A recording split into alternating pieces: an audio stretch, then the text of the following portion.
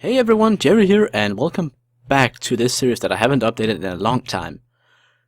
There's been a new bunch of changes to Better Than Wolves, which I feel kinda needed at least one new episode of this series to kinda get you guys through them. So, yeah, let's get started.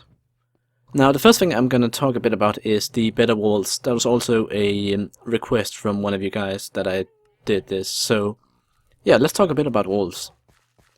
Now, the walls, as you know them, are pretty much the same. Like, they have the same combat strength, they have the same size and such. That hasn't been changed.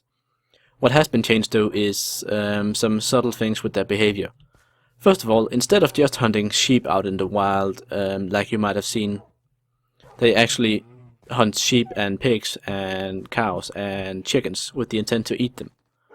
If a wolf goes too long in the wild without getting food, he becomes angry, and then he starts hunting for Steve as well. So that's when you see a wolf with red eyes. Now, I don't have any hungry wolves here. It takes a bit of setup to actually get them hungry, because you need to kind of keep them around for a long time without feeding them. So I haven't been able to achieve that in time for recording this video. Sorry about that. However, you can trust me in that if they're angry at you, they want your flesh and they want to eat you. The only way to pacify them is, of course, either to kill them or to throw food at them. Now, I generally don't recommend throwing wolf chops at them. That's one guaranteed way to make them angry. Although this guy seems to be happy to eating wolf dinners. As long as a wild wolf is hungry with the red eyes and wants to eat you, you cannot tame it with bones. For that, you pretty much need to feed it some meat, first of all. Now, in nighttime, the wolves will howl at each other.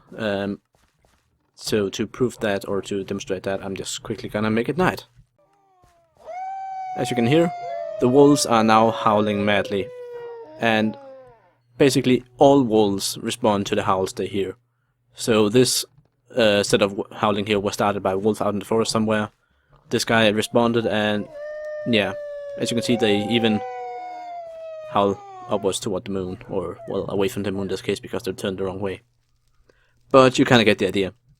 Now, the main purpose of the howling is, of course, both to make the players really feel scared at night. It's very efficient at that, by the way. But it also serves as an aid to actually locating wolves if you need to tame them. Now, the howling is not necessarily mean that the wolves have evil intentions. As you see here, even the tame ones who are not angry at me, they responded with the howl. But all wolves will howl at night. And when it's midnight, it's even worse. Or, not midnight, but when it's full moon. Another change I want to mention in this episode is the changes to the vanilla enchanting table. Now, this baby is, as you all know it, crafted with diamonds, but instead of obsidian, it is now using the black stone, which is nether quartz. And in addition, or rather in replacement of a book, it's using an ancient manuscript, which you need to find in a dungeon chest. And that makes the enchanting table. Now, there has been some changes to the enchantment table, both in terms of behavior, but also in terms of what it can actually do. So, to start with, first of all, to get the maximum level enchant out of it, you need the 30 bookshelves again. And the maximum level has then been nerfed to 15, so each bookshelf will only provide you with half a level for that. Also, the enchanting table has been limited in that it can no longer give the valuable enchants, such as Fortune, Silk Touch, Protection, Feather Falling. Instead, it will give the more common enchants, such as Efficiency, Unbreaking, Fire Protection, Blast Protection, that sort of thing. If you want the good enchants, like Silk Touch, then you need an Infernal Enchanter, which is the Better Than Wolves super special enchanter. It comes up a bit later in the game, but it's pretty damn awesome once you have it and can actually use it, since it allows you to customize completely which enchants you get on your weapon or armor. So yeah, that happened. Another change is that crafting benches and furnaces now no longer drop their the full block when they're destroyed. Instead, they split apart into components. This was a change to make sure that crafting benches and furnaces felt like a more permanent installation, so you don't want to be moving them around all the time, just plopping them down whenever you need to.